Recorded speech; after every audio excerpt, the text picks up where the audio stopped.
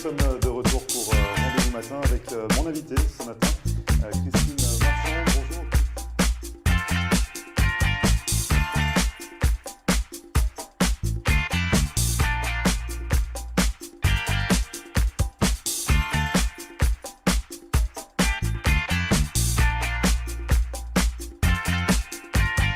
Bonjour à tous, bienvenue, merci de regarder Rendez-vous matin. Nous sommes le mercredi 27 septembre et ce matin, pour notre rubrique hebdomadaire consacrée à l'immigration aux États-Unis, nous allons nous intéresser au refus de visa ou d'ESTA. Alors que faire dans ce cas-là? Élément de réponse avec Maître Marcel Poirier dans un instant. Et puis en seconde partie, vous le savez, comme chaque mercredi, nous allons passer à table avec Sylvie Delenclos qui nous a concocté cette semaine sa recette de pastilla marocaine. Juste avant, c'est la météo, avec encore quelques nuages prédominants dans le ciel du sud de la Floride. Côté Mercure, il fait actuellement 27 degrés sur Hollywood. On attend 31 degrés au meilleur de la journée, soit 88 degrés Fahrenheit. Ne bougez pas, on revient juste après ça.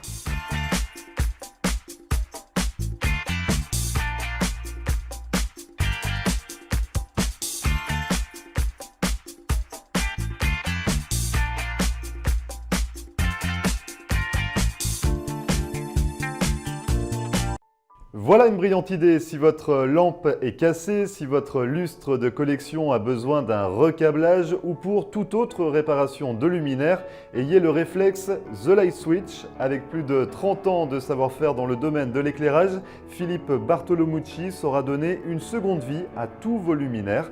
Dans sa boutique installée à North Miami, vous trouverez des centaines de lustres et d'éclairages différents. Et si vous souhaitez une création unique pour votre intérieur, Philippe Bartolomucci, qui dispose également d'un véritable talent artistique, saura combler toutes vos envies. Cet architecte de la lumière sera à votre écoute afin de créer un lustre et des abat-jours sur mesure directement dans son atelier. Alors pour plus d'informations, n'hésitez pas à contacter Philippe Bartolomucci au 305 895 0264 ou à vous rendre directement dans sa boutique située à North Miami.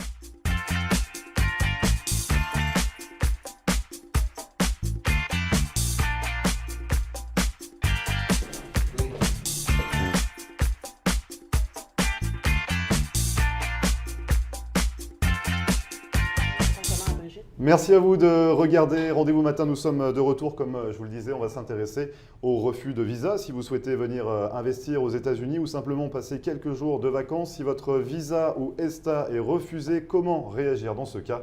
Vous le savez, pour répondre à toutes vos questions, Maître Marcel Poirier. Bonjour Maître. Bonjour Grégory. Alors tout d'abord, on va peut-être un petit peu brièvement expliquer les causes de refus.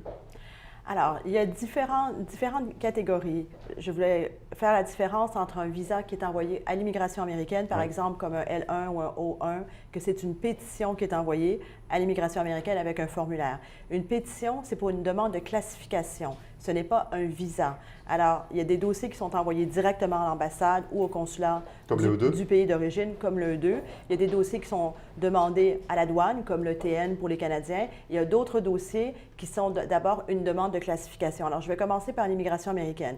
Les gens qui demandent un L1 ou un O1 ou un H1B, ce type de visa de travail où il faut monter un dossier, l'envoyer à l'immigration américaine, c'est une demande de classification pour ce type de visa de travail. Ce n'est pas un visa. Ouais. Même si l'immigration américaine accepte la classification, le dernier mot, c'est toujours avec l'ambassade ou le consulat au moment de l'émission du visa. Donc, ce que j'allais vous dire, même si la pétition est acceptée à l'immigration, elle peut être refusée à l'ambassade ou généralement il n'y a plus de problème? Tout à fait. Non, ça peut être refusé. Ça peut toujours être refusé. Par exemple, dans le cas d'un L1, un visa multinational, les ambassades à travers le monde vont faire des vérifications sur la société dans le pays d'origine pour s'assurer qu'elle est bien opérationnelle. Alors, ils ont le droit de faire des vérifications. Et s'ils trouvent quelque chose qui ne va pas, ils ont le droit de refuser. Alors, quelles sont les causes de refus? Quand vous arrivez à l'ambassade, il faut une prise d'empreinte digitale. Ouais. C'est la première chose qu'ils vont faire. S'ils découvrent qu'il y a une violation d'immigration auparavant, qu'il y a un problème de fraude, de criminalité, de violation de sécurité, de terrorisme, par exemple, c'est sûr qu'il va y avoir un refus. Alors, des causes comme ça sont des refus très sérieux et c'est difficile par la suite de redemander un nouveau visa. Il faut souvent demander un waiver, une permission de retour par rapport au problème que l'ambassade a découvert. Maintenant, s'il y a un refus à l'ambassade pour d'autres causes, par exemple un visa investisseur, l'investissement n'est pas suffisant, ou les employés ne sont pas suffisants, ou ils déterminent que l'emplacement n'est pas bien.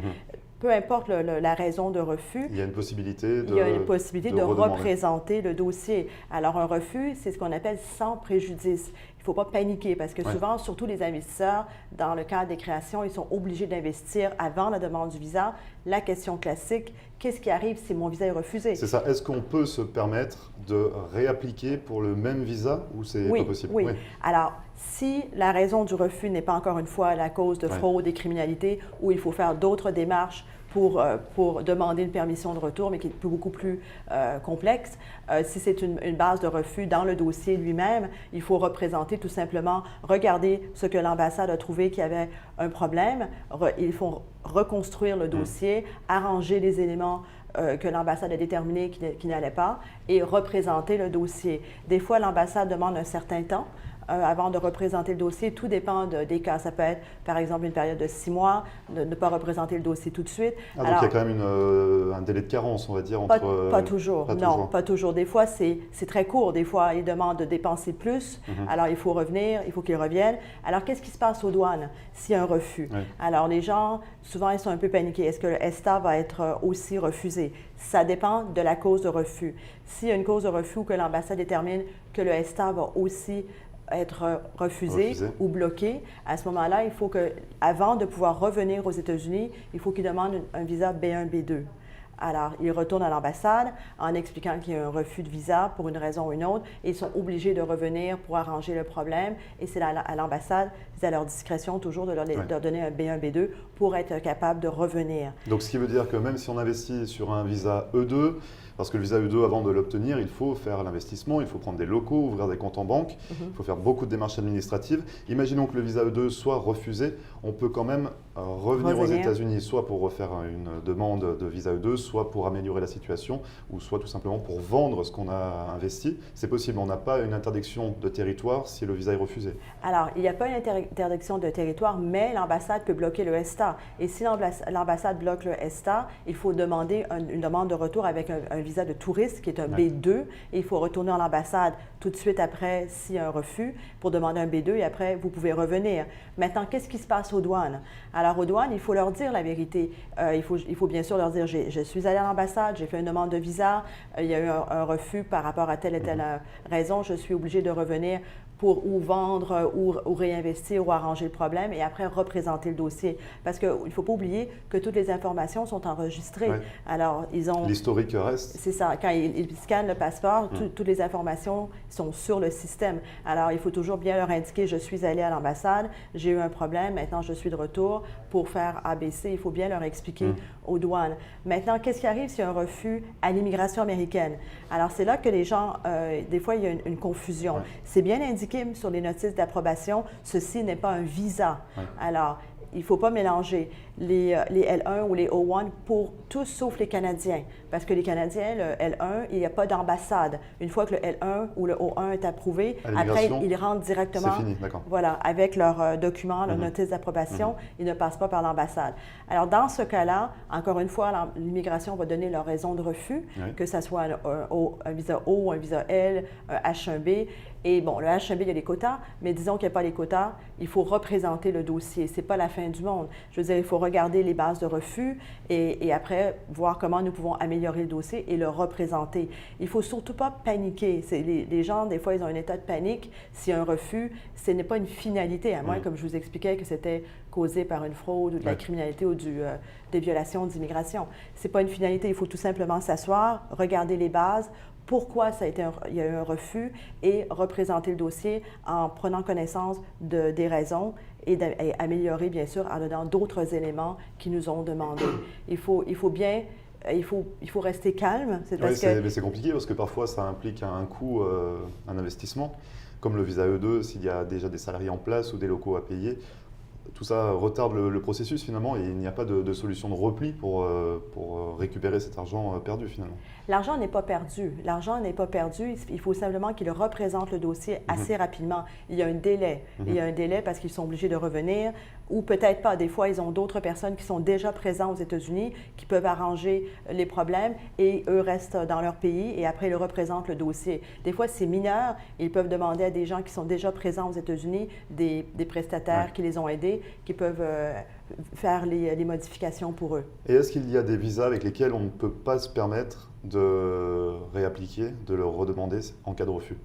Est-ce que tous les visas peuvent être redemandés? Oui. Oui. Tous les visas peuvent être redemandés seulement dans le cas où, que je expliquais tout à l'heure, qu'il y avait une fraude ou criminalité. Là, avant de redemander un visa, il faut passer par le biais d'un waiver pour demander une permission de retour avant de pouvoir redemander un visa. Mais tous les visas peuvent être redemandés si ce n'est pas une cause majeure comme du terrorisme ou des choses comme ça. Et en cas de renouvellement, ça se passe comment? Si on a obtenu le visa sans difficulté la première fois et en cas de renouvellement, il y a un refus, qu'est-ce qu'on doit faire? Alors, le premier visa, c'est une chose. Après, le E2 ou le L1 ou les autres types de visas, il faut souvent les renouveler. Alors, quand vous renouvelez le visa, maintenant, ils vont regarder, l'ambassade ou l'immigration américaine, ils vont regarder si tout a été en accord avec ce qu'ils devaient faire. Est-ce qu'ils ont atteint les objectifs qu'ils devaient atteindre? Est-ce qu'ils sont rentables? Est-ce qu'ils ont assez d'employés? Bon, alors des fois, c'est difficile, surtout dans les visas investisseurs. Des fois, ils sont un peu sur la ligne et ils sont peut-être pas certains qu'ils vont être renouvelés. Disons, il y a un refus de renouvellement. Ils ont un commerce en cours, ils ont des employés ici. Il faut qu'ils retournent tout de suite. Des fois, l'ambassade leur émet un B1 pour revenir tout de suite, mais souvent, il faut redemander un B1 immédiatement derrière pour qu'ils puissent revenir pour se prendre soin de leur commerce ou le vendre ou arranger encore les problèmes qu'ils ont reçus et tout de suite représenter le dossier une fois que c'est corrigé. Donc, si je comprends bien, il y a pratiquement une solution à chaque cas.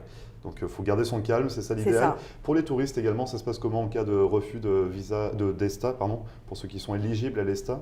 Qu'est-ce qu'ils peuvent faire? Alors, pour ceux autres que les Canadiens qui n'ont pas de ESTA, alors pour ceux qui ont le ESTA, il faut demander un B2 à l'ambassade. C'est un visa de tourisme et demander leur permission de revenir. Le ESTA est refusé pour une raison ou une autre. Alors, il faut d'abord déterminer la raison de refus. Et ça, il y a un site en ligne que vous pouvez regarder pourquoi le ESTA a été refusé parce que des fois, les gens ne savent pas pourquoi. Il y a tout de suite, c'est bloqué, c'est refusé. Alors, il faut regarder la raison de refus et après demander un B2 à l'ambassade pour revenir. Et j'avais une dernière question également sur un visa E2, si on pense à un investissement sur un commerce ou autre, mais qu'il est refusé, est-ce qu'on peut améliorer un petit peu la situation ou est-ce qu'on peut basculer sur un autre commerce, sur une autre idée en fait d'investissement? Oui, ils peuvent changer. S'il y a un refus, ils peuvent dire non, j'abandonne. Surtout s'il y avait la condition d'obtention de visa, ils récupèrent leur argent, ils peuvent dire non, je vais faire autre chose. Et donc on repart à zéro ou on reprend le même dossier et on l'améliore? Si vous changez d'investissement, alors on repart à zéro. On repart à zéro. Donc on efface le premier refus? Non, le refus, il reste, mais finalement, il n'est plus attribué au même visa. Et c'est sans préjudice. Les gens pensent que c'est très grave. Non, c'est sans préjudice, mais ça va, bien sûr, ça va apparaître. Et dans le prochain dossier, il faut indiquer qu'il y a eu un refus avant qui s'est produit. Alors forcément, pour avoir des informations, si on a un petit peu des doutes, comment on peut vous contacter, Maître Marcel Poirier? Alors, par téléphone à 305-854-4445 ou par email à marcelpoirier@marcelpoirier.com. Très bien, on se retrouve la semaine prochaine pour une nouvelle rubrique consacrée à l'immigration aux États-Unis. Merci beaucoup. Merci Grégory. Et vous, on revient juste après ça, ne bougez pas.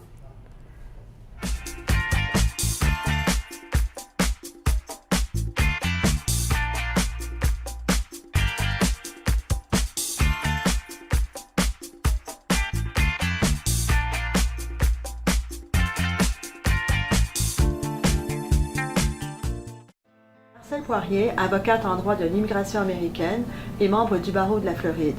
Ma vocation est de conseiller mes clients et de protéger vos intérêts afin que vous soyez en mesure de réaliser votre rêve américain qui est toujours bien vrai et réel aujourd'hui. Surtout, n'oubliez jamais qu'un mauvais conseil légal peut vous coûter votre futur et celui de votre famille. N'hésitez pas à nous contacter par téléphone ou sur mon site internet à marcelpoirier.com et nous serons très heureux, mon staff et moi-même, de répondre à vos questions et de vous recevoir au cabinet, j'espère très bientôt.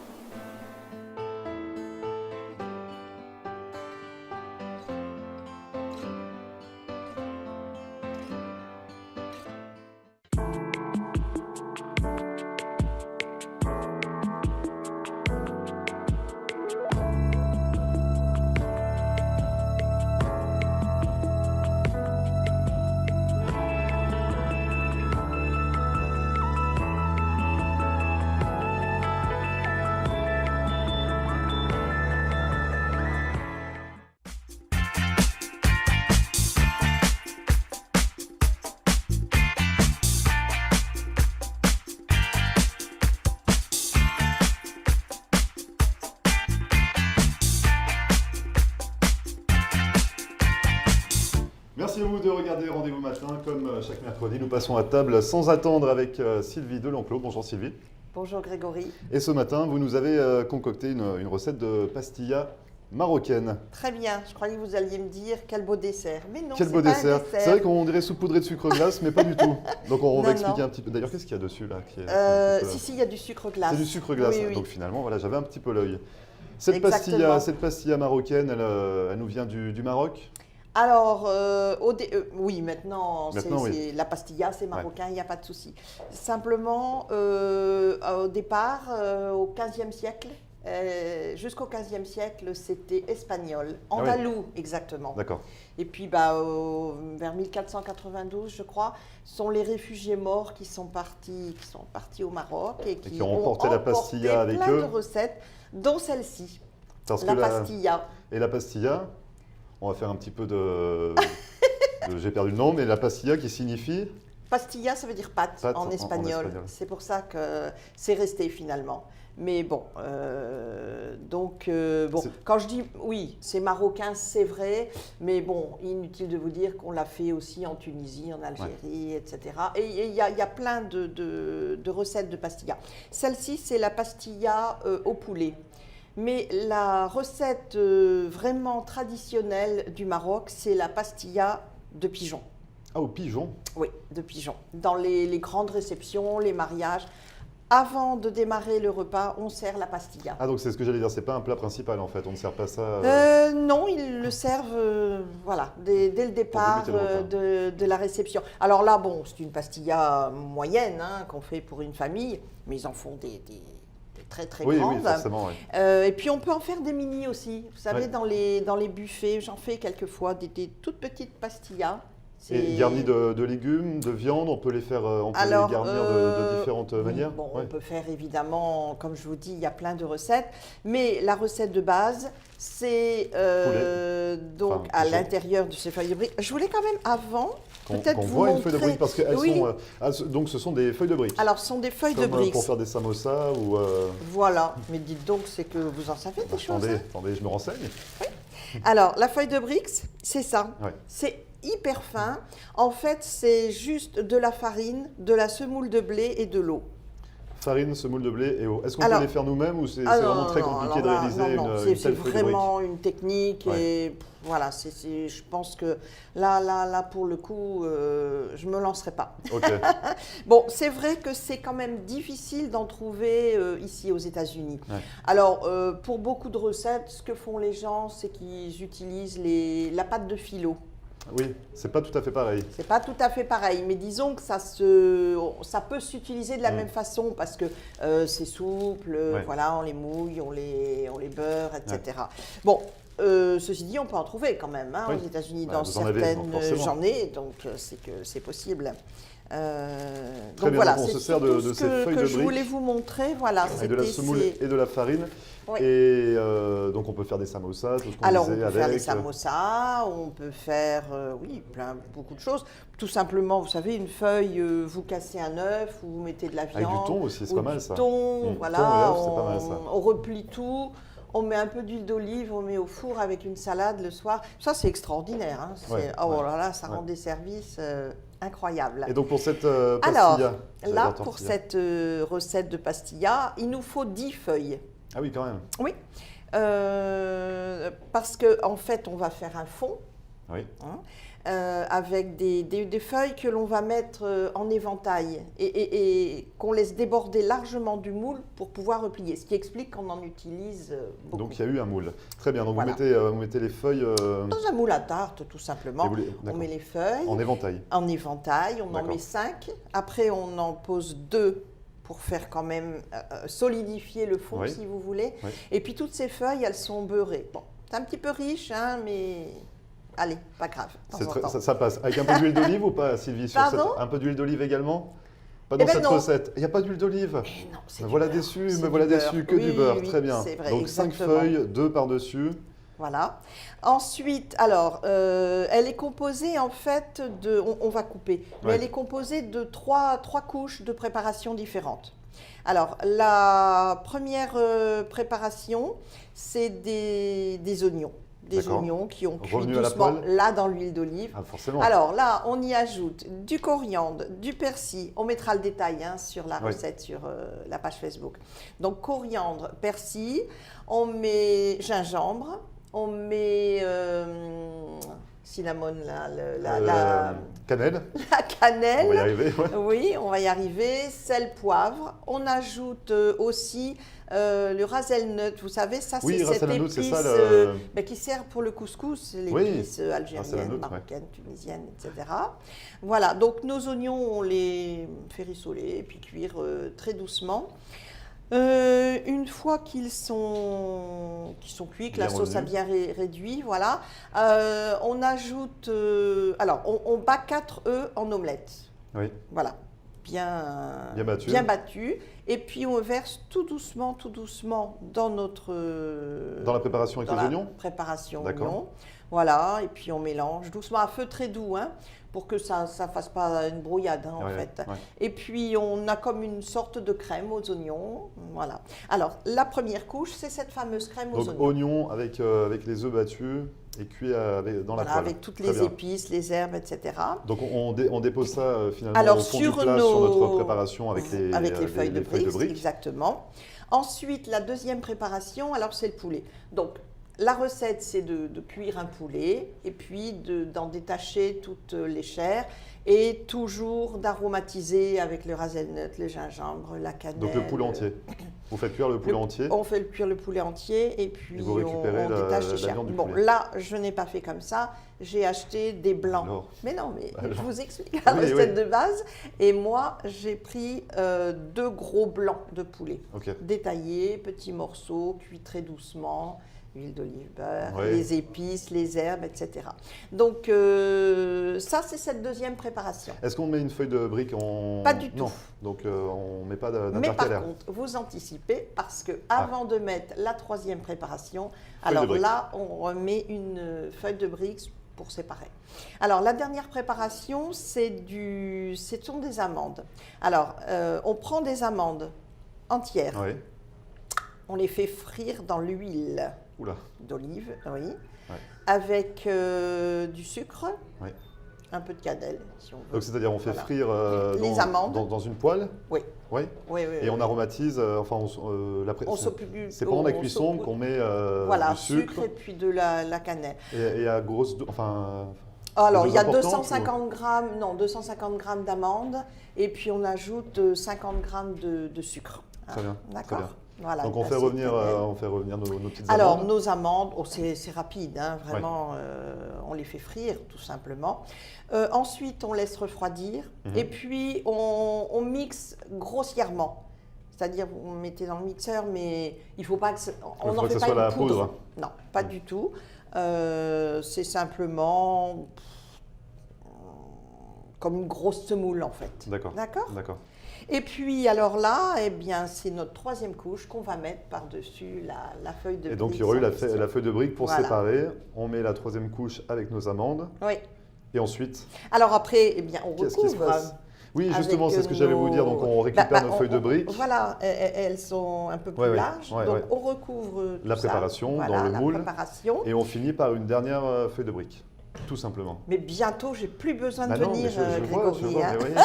vous voyez, je vais pouvoir le faire moi-même maintenant. Exactement. Sans votre recette. On dort au jaune d'œuf, Ouais. on met au four 45 minutes. Donc cuisson au four. Très bien. 45 minutes à 370 degrés Fahrenheit, 180 Celsius, comme d'habitude. Comme d'habitude. Oui. Très bien. Et ensuite, dès que c'est donc 45 Alors, minutes. Voilà, 45 minutes. Et puis une fois que c'est cuit, donc on la sort, on la démoule. Et puis on saupoudre de sucre glace.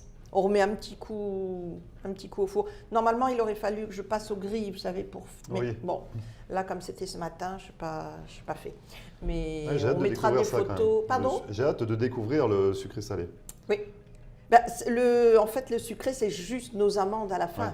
Mais en fait, pas plus que ça. hein. Le sucre glace. Ouais. Très bien. Et donc finalement, vous parliez de le servir en apéritif, c'est ça Alors, l'idée disons qu'en Afrique Enfin- du Nord, c'est servi dans les grandes réceptions.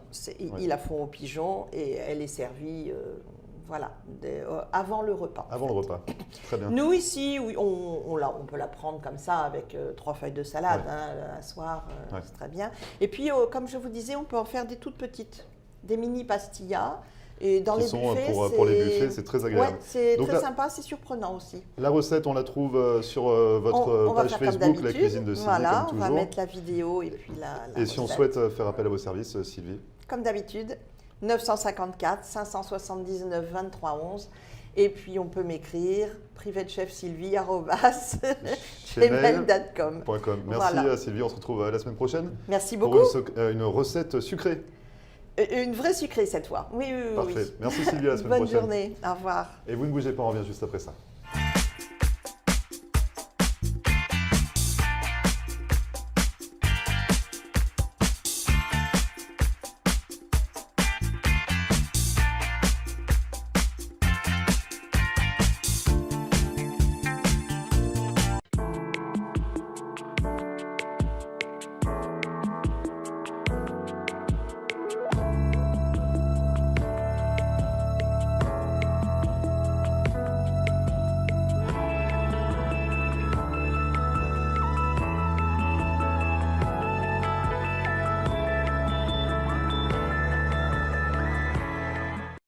Marcelle Poirier, avocate en droit de l'immigration américaine et membre du barreau de la Floride.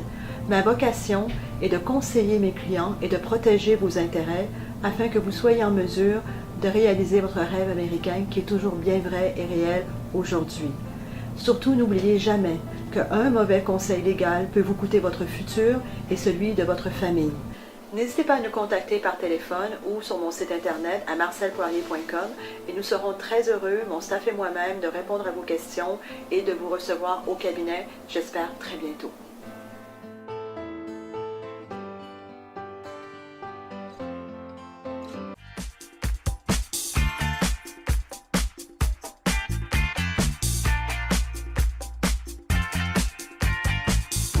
Merci à vous d'avoir suivi Rendez-vous Matin, c'est fini pour aujourd'hui. Vous le savez, comme à chaque fois, cette émission est à retrouver en podcast sur notre page Facebook floride.tv. N'hésitez pas non plus à nous contacter si vous avez des questions à floride.tv@gmail.com. Et vous le savez, depuis peu, vous pouvez nous suivre en direct depuis n'importe où, allongé sur un transat depuis la plage, par exemple, sur votre smartphone ou votre tablette, sur notre site internet www.floride.tv. Vous cliquez sur Regardez Floride TV en live et vous nous verrez de n'importe où. D'ici là, on se retrouve demain pour une nouvelle émission dès 9h. Très bonne journée et à demain. Et voilà, nous sommes de retour pour Rendez-vous Matin avec mon invité ce matin, Christine